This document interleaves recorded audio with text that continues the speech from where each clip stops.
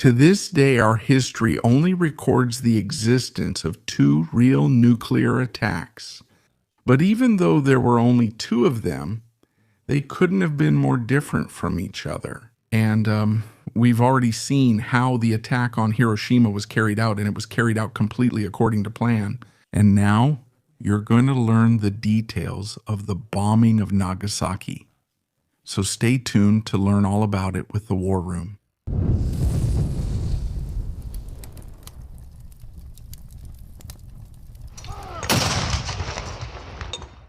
This year, we're marking 80 years since the atomic bombings, and the War Room is going to take you on a deep dive into this history. So, how about it? You can join in, just sign up for our Atom mission, which is heading to the United States in October.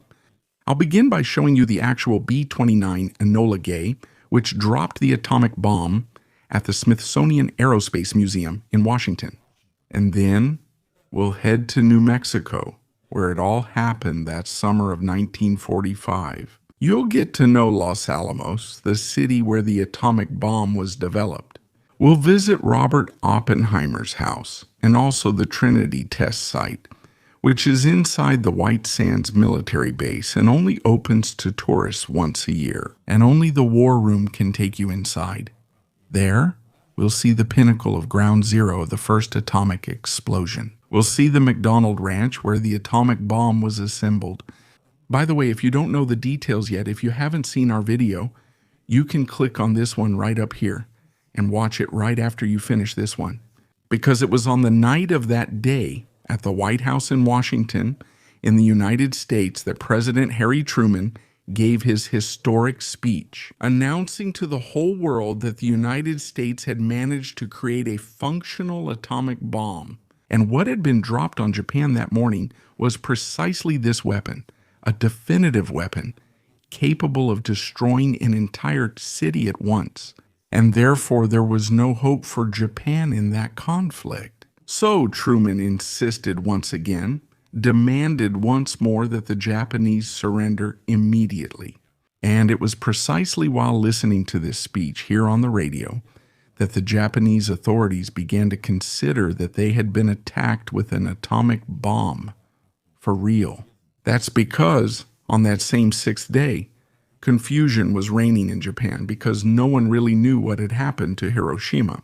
That afternoon, a Japanese officer had taken a plane and landed in Hiroshima, and he came back with the news that the city had really been destroyed. So a lot of people started to consider the possibility of atomic bombs. But it was really only when Truman spoke that things became clear. The next day, however, the Japanese had proof for themselves because they sent Dr. Yoshio Nishina, who until then had been the key figure in the Japanese nuclear program, to Hiroshima. If you want to understand better, click on our video up here to learn the details.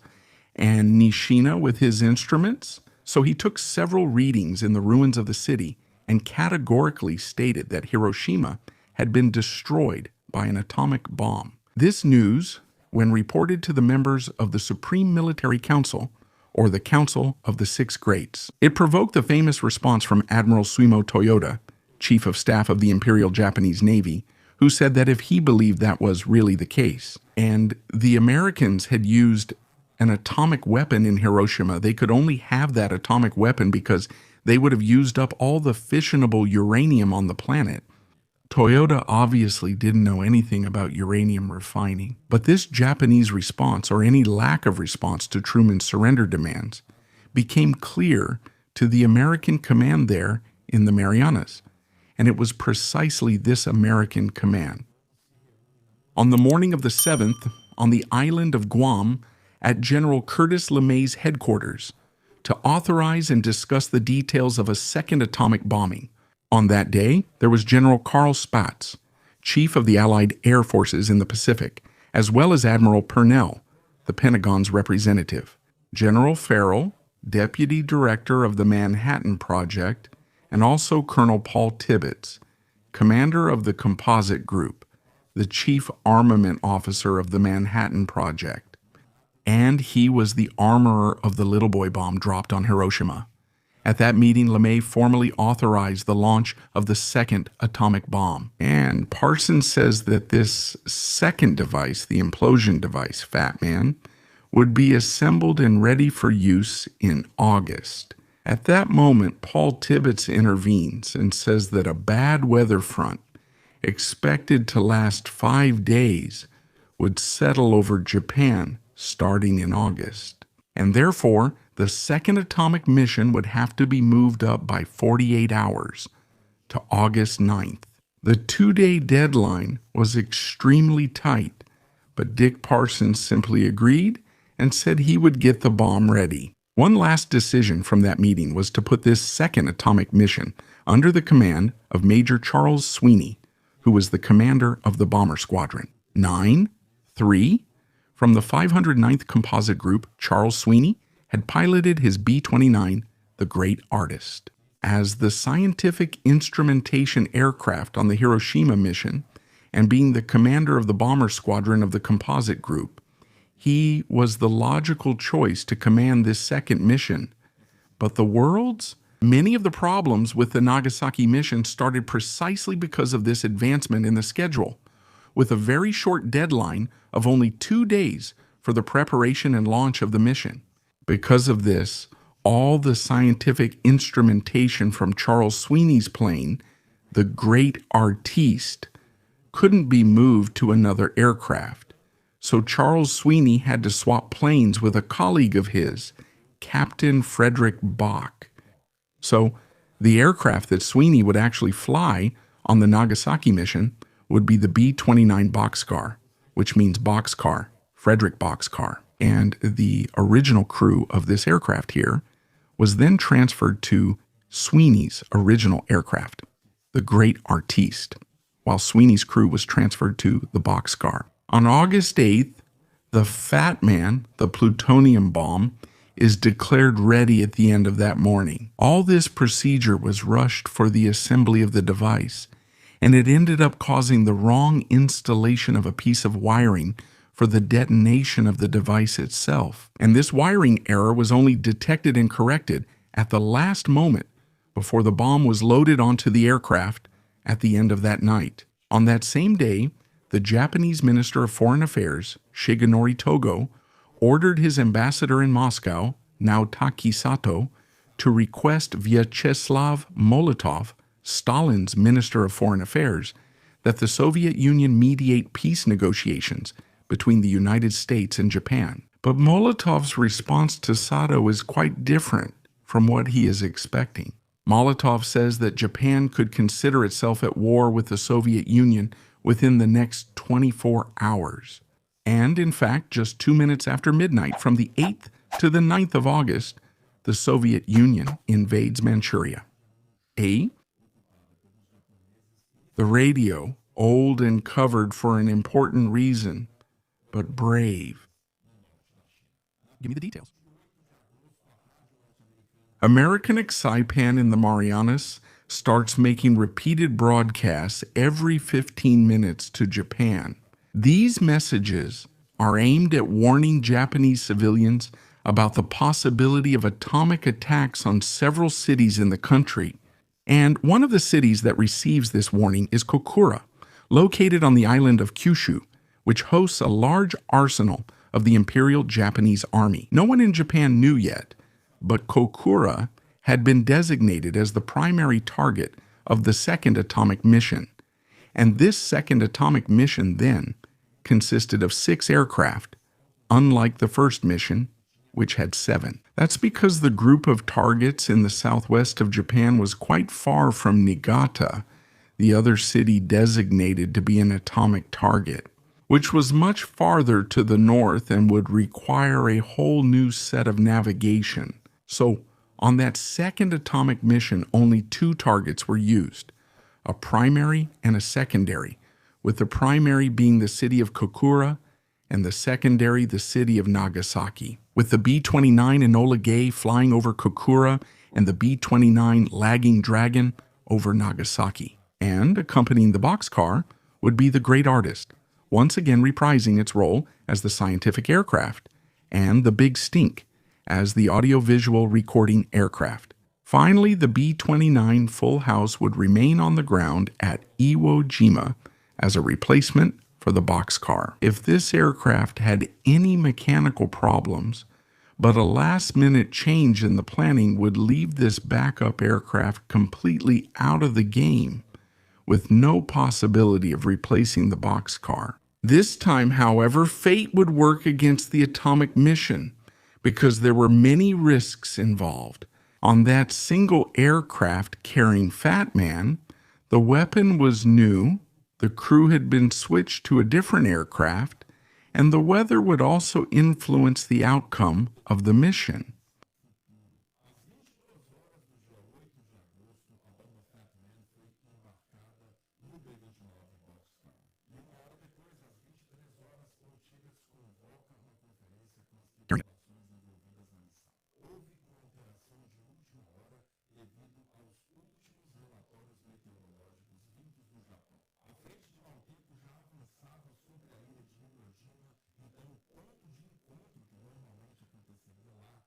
Bold, three main aircraft, the attack aircraft, the photographic reconnaissance aircraft, and also the scientific instrumentation aircraft. It went from Iwo Jima to Yakushima, an island just south of Kyushu Island in Japan, but as you can see, much farther from the Mariana Islands than Iwo Jima. Another important point also announced by Tibetis was that the mission's cruising altitude would rise from 1,000 meters to 5,500 meters, precisely because of the bad weather.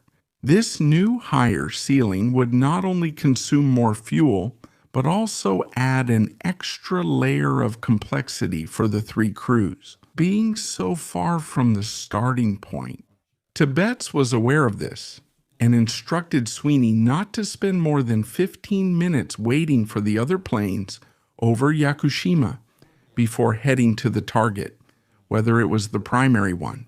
Finally, Paul Tibets instructed Charles Sweeney to only carry out the bombing visually, not to use radar bombing, due to the inaccuracies that this method could cause. At 2:15 in the morning, the crew of the boxcar boards the aircraft. But then the flight engineer John Kuracek discovers that one of the aircraft's fuel pumps is not working, which meant that about 2,400 liters of fuel that were already in the aircraft could not be accessed. This fact, besides shortening the operational range of the aircraft, would also add unnecessary weight to the boxcar during its flight. The entire crew then leaves the aircraft while Sweeney and Tibetis discuss what to do.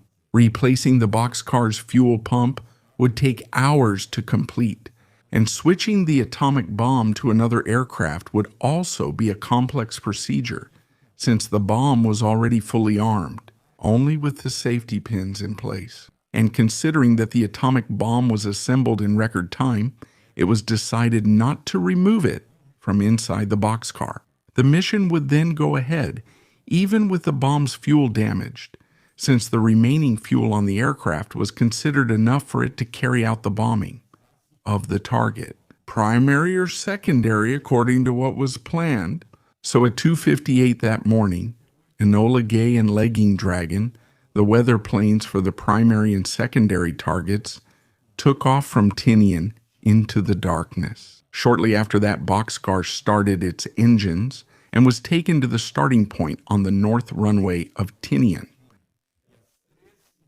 In the early morning hours, once again overloaded, the BX-6, carrying the atomic bomb, took off from Tinian heading toward a Japanese city. 2 minutes after that, at 3:51 a.m., the great artist, the scientific instrumentation plane, also took off. And after another 2 minutes at 3:53 a.m., the Big Stink, the photography plane, also took off from there. Inside the boxcar, after 13 minutes of flight, at 4 o'clock in the morning, Commander Fred Ashworth, the armorer of Fat Man, announces to Charles Sweeney that he is going to the bomb bay to remove the safety plugs from Fat Man.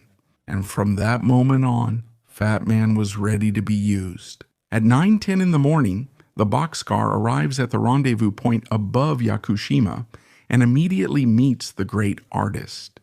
But Big Stink simply doesn't show up and no one knows where the plane is. At this point then, Charles Sweeney climbs to an altitude of 1,000 meters and circles the island waiting for Big Stink Charles Sweeney. Then, he makes a decision that would have a huge impact during the mission. He decides to wait for Big Stink for 40 minutes instead of the 15 minutes that Paul Tibbets had instructed as soon as they arrived over Yakushima. Both the Enola Gay over Kokura and the Lagging Dragon over Nagasaki announced that both targets have acceptable visual conditions for attack. In other words, at that moment, everything indicated that Kokura would, in fact, be the primary target of the second atomic mission. Now, I'm going to use maps here to make it even clearer for you how the events of that morning unfolded. Because finally, at 8:50 in the morning, especially while flying in circles over Yakushima Island, Charles Sweeney finally decides to head to the primary target. And that primary target is the city of Kokura, today known as Kita-Kyushu, right here in the north of Kyushu Island. But between the moment the Enola Gay flew over the city and reported the weather, of course, by the time the boxcar arrived in the city, Kokura was covered by smoke from a firebombing. The result was that when at 10:44 in the morning, Charles Sweeney finally arrived in Kokura, he found the city completely covered by clouds. Even so, he decided to begin the bombing procedure, which meant handing over control of the aircraft to the bombardier, Kermit Behan, and Behan carried out this procedure 3 times without being able to see the target. And after the first unsuccessful bombing run, the crew already began to notice anti-aircraft artillery fire trying to reach the altitude of the aircraft. And on the third bombing run, the electronic countermeasures officer, Jacob Baser, reported that he was picking up intense activity on the radio frequencies used by the Japanese fighter squadrons. In other words, the Japanese were taking off with interceptor planes, possibly to intercept the boxcar at that moment. At that point, having already lost a good part of its fuel due to a bomb malfunction, having delayed the mission, circling Yakushima for 40 minutes and now making 3 completely unsuccessful bombing runs over Kokura, the boxcar was low on fuel, and Charles Sweeney had to make a quick decision. He decided then to head for the secondary target, Nagasaki, as quickly as possible. At 8:32 in the morning, so the boxcar turned south and traveled the 155 kilometers that separated the two cities, finally arriving in Nagasaki at 11:56. From that moment on, Charles Sweeney knows he only has enough fuel for a single bombing run. And even so, the fuel left in the aircraft isn't enough to get him to the Iwo Jima support point. In fact, he'll have to head to the island of Okinawa, recently captured from the Japanese and only 500 kilometers from Japan. 11:58 in the morning, in front of Nagasaki, the boxcar once again sees a target completely covered by clouds, but with no other option. Charles Sweeney hands over control of the aircraft to Kermit Behan, who begins the only possible bombing run over the city. At that moment, everyone already puts on their protective glasses, and Behan has his eye there on the bomb site. Nordum is trying to find some kind of gap in the clouds to be able to see the target down below, and at that exact moment, at noon, hundreds of kilometers away in Tokyo, the Grand Council for the Conduct of the War, the Council of the Six Greats, begins its meeting on August 9th. The main topic of this meeting would be the Soviet offensive in Manchuria, but it was about to receive another terrible piece of news just 1 minute later at noon, and a Kermit, Behan finally manages to see something in a gap between the clouds. He sees a part of the city down below, and he has no doubts. He presses the button that initiates the bomb release. The fat man then detaches, separates from the aircraft, and falls toward the clouds, with the city of Nagasaki below them. The great artist is following the boxcar very closely, and at that moment, the two aircraft separate in a 155-degree dive. The boxcar goes to the right and the great artist goes to the left. This maneuver is intended to move the aircraft away from the weapon's detonation zone. And at 12:02 or 11:02 in the morning, local Nagasaki time, Fat Man detonates 500 meters above Nagasaki. Instantly, 3 shock waves hit both planes, boxcar and the great artist. But about 150 kilometers away, Big Stink, which was apparently flying lost, sees the detonation on the horizon. And finally, it heads toward Nagasaki to record what was left of the explosion. But unlike the bombing of Hiroshima, in which the crew hit the exact intended target, the bomb in Nagasaki missed the intended target by about 3 kilometers. Let's take a look at the map here to show you exactly where the bomb detonated. And it was right here at the bomb memorial where we have this monument today. Let me pull it up for you. Even so, the great artist's instruments showed that the explosion over Nagasaki released energy equivalent to 20 kilotons. In other words, it was about 25% higher than the explosion that occurred in Hiroshima. The extremely high radiation, the intense light that vaporized people in the immediate area of the explosion, as well as the immense fireball that completely destroyed the city's buildings. They were quite similar to what was observed in Hiroshima. However, the number of casualties in the city, which had about 250 to 300,000 people at that time down there, was actually a bit lower than in Hiroshima, causing about 40,000 deaths instead of the 70,000 killed instantly in Hiroshima. And, unlike Paul Tibbets, who turned around and made 3 circles over the city at 12:06, Charles Sweeney decided to head straight for the nearest runway, which would be in Okinawa. Although the distance was only 500 kilometers, the fuel on board was so low that there was a real possibility of a forced landing over the ocean. Meanwhile, at 12:30, in the middle of the meeting, the Supreme War Council over in Tokyo received the message that Nagasaki had been destroyed by a second atomic bomb. This new fact would drastically change the dynamics. Later that same day at 1 o'clock, a nervous Charles Sweeney, in command of the boxcar, finally spotted Okinawa on the horizon. But unfortunately for him, he also notices that there is very heavy air traffic around the runway, and he tries to call the Okinawa control tower several times, but to his surprise, there is no response. Sweeney knows he doesn't have a second to lose, so he orders the crew to fire all the flares, all the signal lights from the boxcar, to visually announce to the flight control personnel on the island that the plane was in an extreme state of emergency. And that's what happens. Finally, the tower control personnel see that BXX releasing colored flares one after another, and they clear the runway for the boxcar to land. In the middle of the approach for landing, the number 2 engine of the boxcar dies and stops working due to lack of fuel.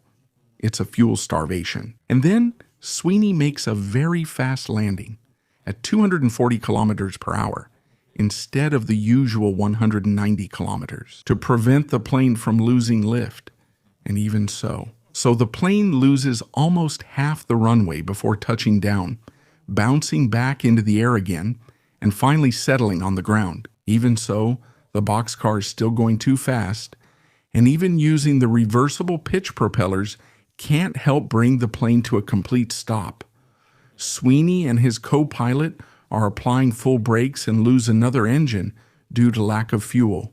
Before they realize there's a group of BXXX parked right in front of them, and the risk of collision is very serious. Sweeney quickly turns the plane right to avoid collision. Then he corrects the course a bit and manages to stop the boxcar just after the end of the runway. A few minutes after that, at 13:20, the Great Artist and Big Stink also land on the Okinawa runway. And a little more than 4 hours later, at 17:30, already refueled, the planes finally take off towards the island of Tinian in the Marianas. This long stretch of flight takes 5 hours, and only at 22:30 on that night of August 9, 1945, does the boxcar finally land on the runway of Tinian Island. And, unlike the Hiroshima mission, this time there's no one to receive the crew. Even so, Charles Sweeney goes to Curtis LeMay to give his debrief. And there, the general, known for always having a cigar in his mouth, simply says to him, "You messed it all up, didn't you, Chuck?" The Nagasaki mission was plagued by misfortunes and mistakes from the very beginning, which makes it quite different from the Hiroshima mission, which was considered practically an example of how to carry out an atomic mission. Historians still debate how much Charles Sweeney was responsible for the Nagasaki mission's mishaps. But one thing is certain: the second atomic explosion finally made Emperor Hirohito take action to break the deadlock of the Council of the Six Grand and decide to send a message to the Allies. Accepting the terms of the Potsdam Declaration, the warhead for the third atomic bomb was being prepared back in Los Alamos. But due to the Japanese government's stance in seeking to accept the Potsdam Declaration, President Truman put a suspension on atomic missions starting from August. And even though this third core was never sent to Tinian or used in the war, it became known as the Demon Core because it was responsible for the deaths of 2 scientists on 2 separate occasions. But those events, as well as the ones that finally led to the Japanese surrender on August 15th, we'll see in another episode. And if you want to know everything about the atomic bombings, to experience it firsthand, I'm inviting you again to join the Atom Mission. Click the link in the description or scan the QR code that's on the screen and call our agents to join us. Did you already know the details of the bombing? Did you know the mission had been so problematic? Tell us in the comments below once again. If you like this video, share it with your friends and also give us a thumbs up. And don't forget to subscribe to War Room so you don't miss anything else. I'll stop here for now. Thank you again for watching, and here's a big hug from War Room.